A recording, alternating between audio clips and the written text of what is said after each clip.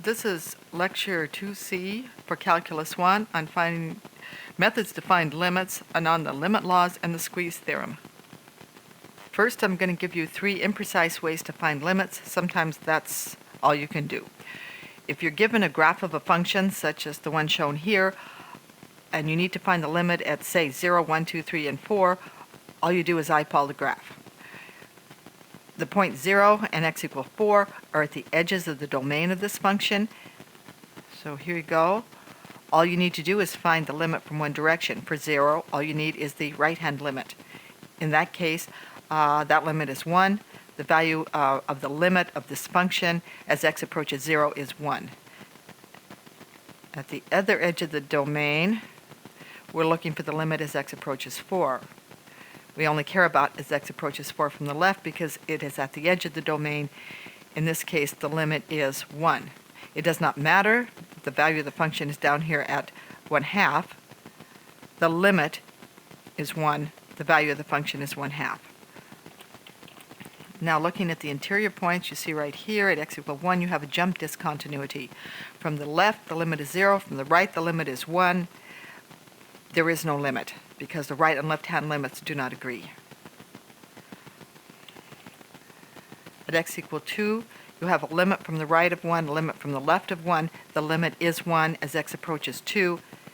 However, the value of the function is 2. And at 3, the limit from the left and right are both 2. The limit is 2, and the value of the function is 2.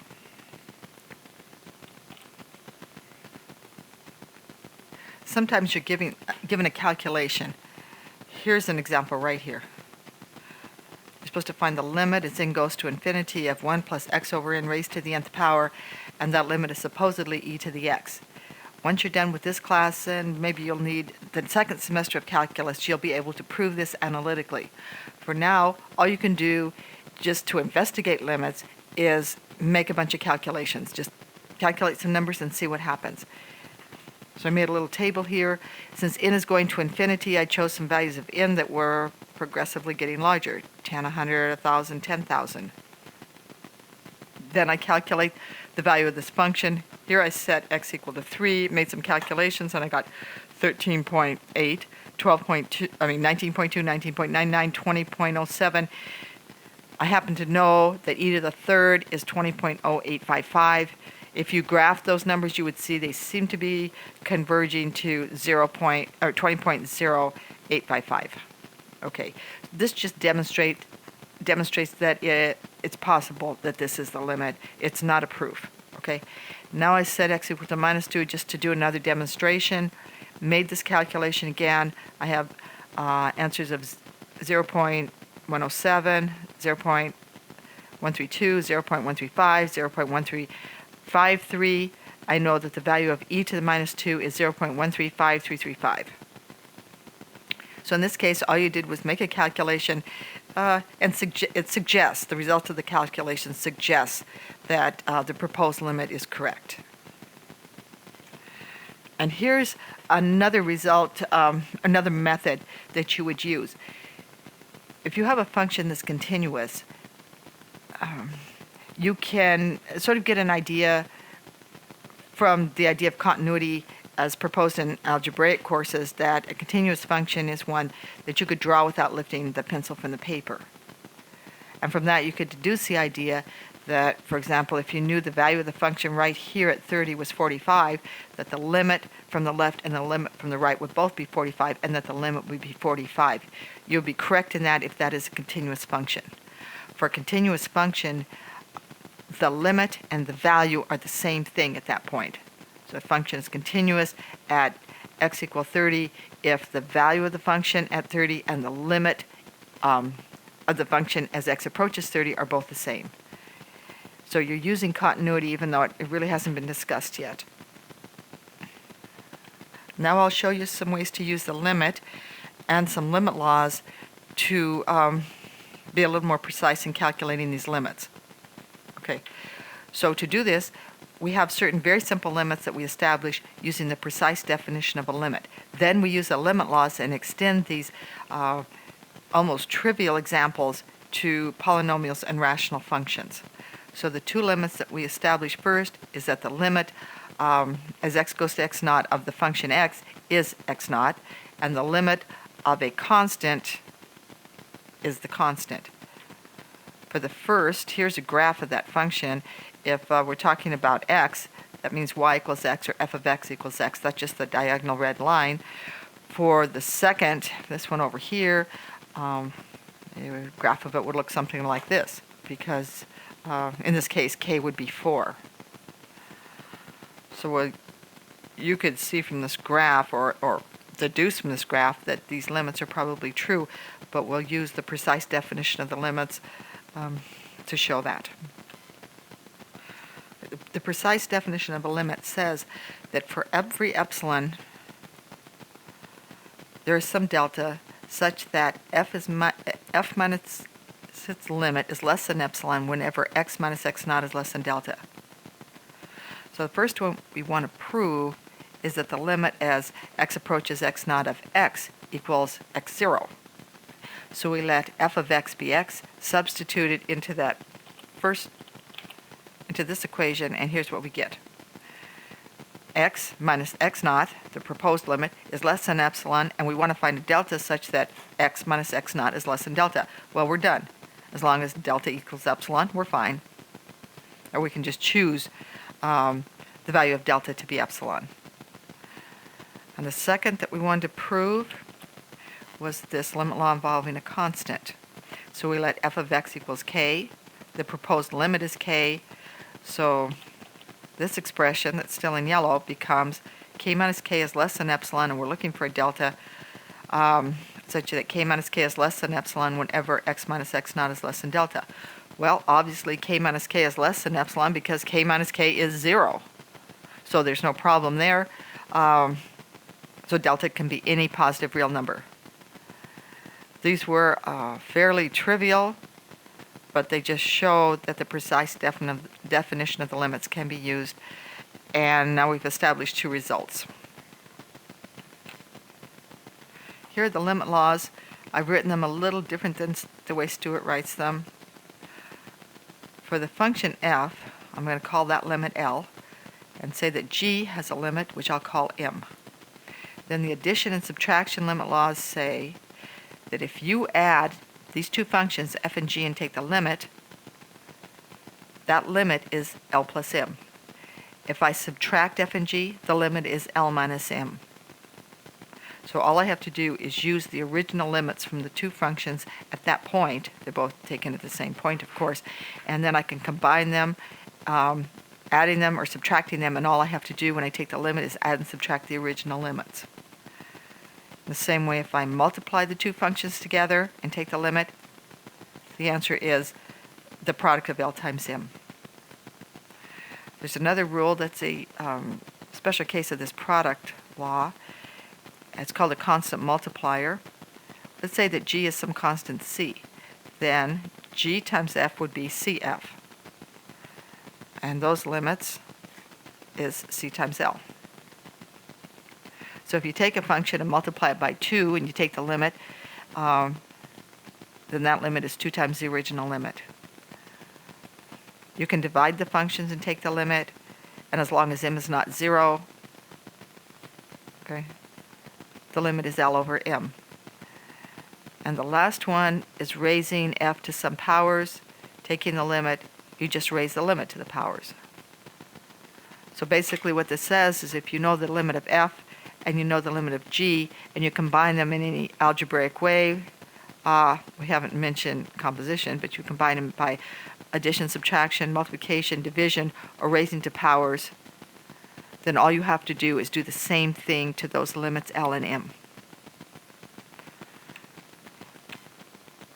Now we're going to apply those two original results and these power laws to polynomials. So I'm just going to do this in general. I'll say the limit of a polynomial as x goes to x naught. By the addition rule, I can break this out as all little separate limits. So I can take the limit of the first term and add to it the limit of the second term, etc., down to the limit of the linear term and then the limit of the constant. The constant multiplier rule says that all those coefficients can come out in front. So I put the a to the n out in front here, a to the n minus 1 goes out in the front here. Okay, the a to 1 comes out in front here. Now, the limit of a constant is the value of the constant, so I'll just go ahead and take that limit. Now, for the limits that are left over, all I have to do is remember that the limit as x approaches x naught of x is just x naught.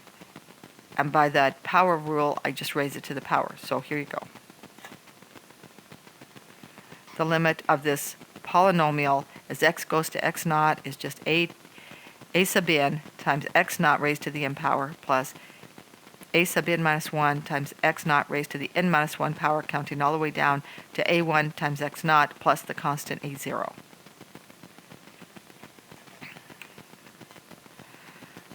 This is actually just an exercise in using the precise definition of the limit and applying the limit laws, because there's actually, you can call an easier way to evaluate polynomials. All you're doing in taking the limits is directly evaluating them. But we'll just go through this just to demonstrate the laws. So I want to take the limit as x goes to 4 of some polynomial, 12x cubed minus 6x squared plus 2x minus 10. The addition limit law says I can take the limit of each of those terms, each of the monomials there, separately. The constant multiplier law says the 12, the minus 6, and the 2 are going to come out in front. So I have this result. Plus I know that the limit of minus 10 is minus 10. That's a constant. Then using the power law and that little law about x, I have the result, because each of these x's turn into 4s. 12 times x cubed minus 6 times x squared plus 2 times 4 minus 10. And you can just work out the result from there. By using the limit law for division, we can apply these results to rational functions. So if I want to take the limit of a rational function, remember that a rational function is some polynomial p of x in the numerator divided by some polynomial q of x in the denominator. The division law says that I just take the limit of the numerator divided by the limit of the denominator. Again, this is the result on its domain, so in this case q of x is not going to 0. Okay, here's the example. I want to take the limit of this rational function, right? All I do is take the limit of the denominator divided by the, that's the numerator, divided by the limit of the denominator. This is just a polynomial. Here's its limit, 71. Here's the limit of the denominator, and its answer is 48. What happens if that denominator is going to 0? Sometimes you can get around it by using algebra. Here's a case where we have a rational function and we're trying to take the limit as x goes to 3. But if x is 3, and I used this direct substitution that I've been doing, the denominator would be 0. However, I can use algebra, and by factoring the numerator, cancel out that troublesome x minus 3. Then I take the limit of something reasonable and get an answer. That's one way around the problem when the denominator is 0. When you need to take a horizontal asymptote, the procedure is similar to that for the polynomials and rational functions. There is one little simple result, and once you have that simple result, you can use the limit laws to extend it to very complicated cases. And the simple result is right here. As x goes to infinity, 1 over x goes to 0. You must totally convince yourself of this, because that's used over and over again. Of course, if you take that power law, that means that the limit as x goes to infinity of 1 over x to any power n is also equal to 0. We're going to use a proof for this simple result here. We'll use the precise definition of the limit. On the homework, unless otherwise stated, you're not required to prove these things. I'm just proving them now for you. All you have to do is pretty much use the results in the homework. So if x is approaching infinity, the precise definition of the limit is written a little differently. It says that for every epsilon greater than 0, there must be an m such that if f minus its proposed limit L is less than epsilon, it will be less than epsilon whenever x is greater than m. You see x is approaching infinity, so you want to keep taking bigger and bigger values of m. You want that kind of continuity so that as f approaches L, it will stay within that limit as x gets bigger. Okay. In this case, the function is 1 over x. So where there was f of x here, I substitute 1 over x down here. Its proposed limit is 0. So I need 1 over x minus 0 to be less than epsilon whenever x is greater than some number m. Well, this is pretty easy. Let's let m be less than 1 over epsilon, and there we've got it. Because if, that would mean that x was less than 1 over epsilon, 1 over x would be less than epsilon. There you go. Okay, so that might not be enough of a proof for you, so I'll just do a bunch of calculations. I want x to go to infinity, so I'm just going to pick bigger and bigger numbers for x. And then I'll go 1 over x. Well, obviously, as x gets bigger, 1 over x gets smaller. So you can look at 1 over x cubed. I did that for a while and then got tired of it. So if you need to do this, and there's nothing wrong with doing it, just take larger and larger values of x, take 1 over x, and just totally convince yourself that that's going to 0. Because when you have that result, then all of the rest becomes easy. So here's an example right here. I want to take the limit as x goes to infinity of this rational function. All right. What I'm going to do, got down here, is I'm going to divide the numerator and the denominator by the largest power of x, which in this case is x squared. And I work out the algebra, and by the division limit law, all I have to do is take the limit of the numerator and divide by the limit of the denominator. So here's the limit of the numerator, and using the algebra, I have 1 over x minus 1 over x squared. By the subtraction limit law, I can take each one of those separately. So what is the limit of 1 over x? Well, that's 0. That's what we've been talking about. What's the limit of 4 over x squared? Well, the 4 doesn't matter because the limit of 1 over x squared is 0. So that's 0 minus 0, and that's the limit in the numerator. In the denominator, I take the limit of 1. Well, the constant 1 is just 1. And now I take the limit of minus 4 over x squared. Again, that is 0. The limit of this is 0. Here's another example. Let's take the limit of this rational function. Again, the highest power is x squared. I'll divide the numerator by x squared. I'll divide the denominator by x squared, and I'm going to take the limit. So what I get in the numerator after the algebra is 3 plus 2 over x squared. In the denominator, it's 1 minus 4 over x squared. I'm taking the limit of a fraction.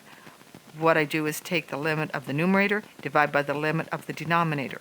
Okay, looking at the numerator, the limit of 3 is 3. That goes right there. The limit of 2 over x squared is 0. That's done. In the denominator, the limit of the constant 1 is 1. The limit of 4 over x squared is 0. The answer is 3. So now we've considered polynomials, rational functions.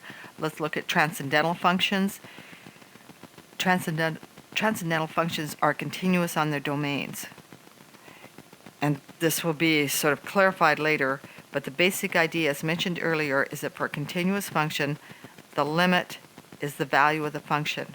So for trig functions, exponentials, logarithms, and the absolute value function, all you have to do, if you want the limit at 4, is evaluate the function at 4. And you might say, very legitimately, that polynomials are continuous functions also, so why don't we just evaluate them? Why did we have to go through all those proofs?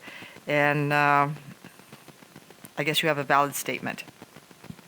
But until you really prove that something's continuous, you can't use it. In this case, we're not really proving these things are continuous, but I'm just stating it so that you can go ahead and use them.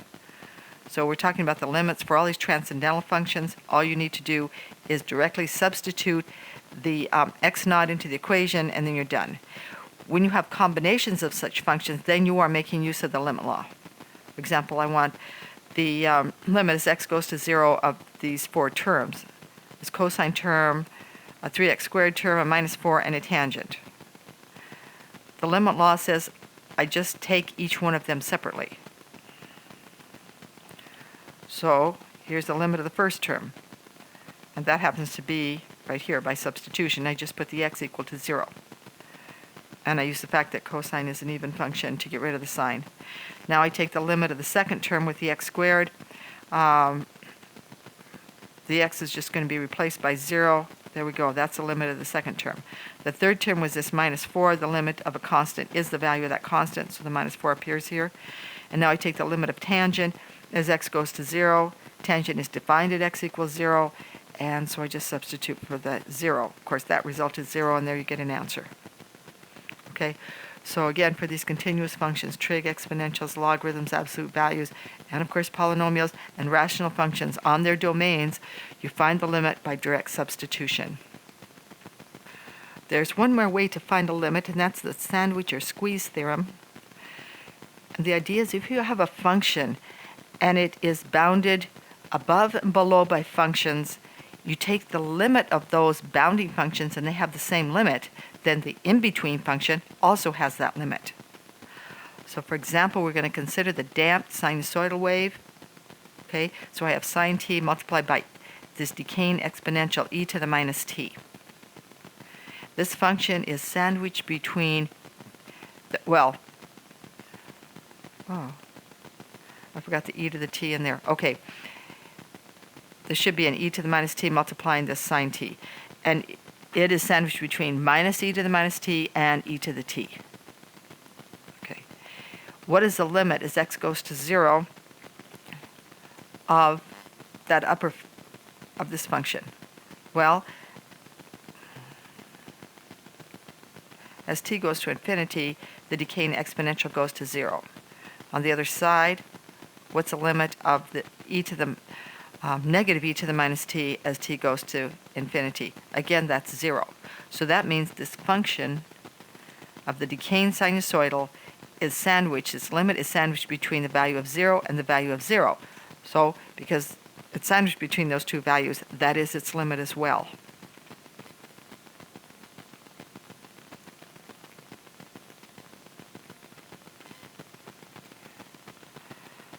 Here's a graph of that damped sinusoidal curve. You see sine of t trying to oscillate between plus and minus 1, but it's multiplied by these decaying exponentials. As t goes to infinity, the decaying exponentials both go to 0, both approach 0 as a limit, trapping this sinusoidal function between them. I'll show you another example of the sandwich theorem now. So here's something that I'm going to say that 1 minus cosine over x squared is less than 1/2, and it's greater than 1/2 minus x squared over 24. Don't ask me how this got set up. Let's just accept it like that. Okay. Now I'm going to take the limit as x goes to 0. The limit as x goes to 0 of the lower bound is 1/2. Because as x goes to 0, the x squared goes to 0, you're only left with 1/2. For the other function, the limit as x goes to 0 of 1/2, that's just a constant. It stays 1/2. That means we have trapped the limit of 1 minus cosine over x squared between two numbers, 1/2 and 1/2. Since those numbers are the same, that is the limit as x goes to 0 of 1 minus cosine x over x squared. So you couldn't evaluate the limit as x goes to 0 of 1 minus cosine x over x squared, because at that point x squared would be 0, and you'd have a 0 in the denominator. Instead, you get this limit. And I'll show you a graph of this now. Okay, so here's the example of this squeeze theorem. In the red is the function 1 minus cosine x over x squared.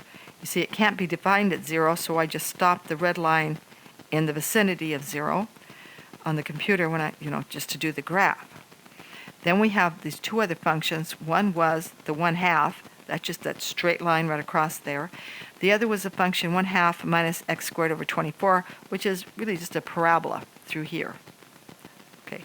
If we take the limit as x goes to 0, it means that we're going to let x go to 0, and we want to see what we get. obviously the limit of the constant function g of x is going to be 1/2. The limit of the parabolic function is 1/2. Cosine is trapped between them, and so its limit is also 1/2. So this is just a summary of different ways to take limits. I showed some proofs of very simple proofs using the precise definition of limit for some functions, for the function f of x equals x, for f of x equals a constant k, and f of x equals 1 over x. In the homework, you aren't expected to do these kind of proofs. You're expected to use this result. You can use the result that a continuous function, the limit is the value of the function at that point. For algebraic combinations, you use the limit laws that you can take the limit of each term individually. And then you can use a graph also to pick off some limits. So if you have any questions, you can contact me with them, or you can ask them at the recitation sessions.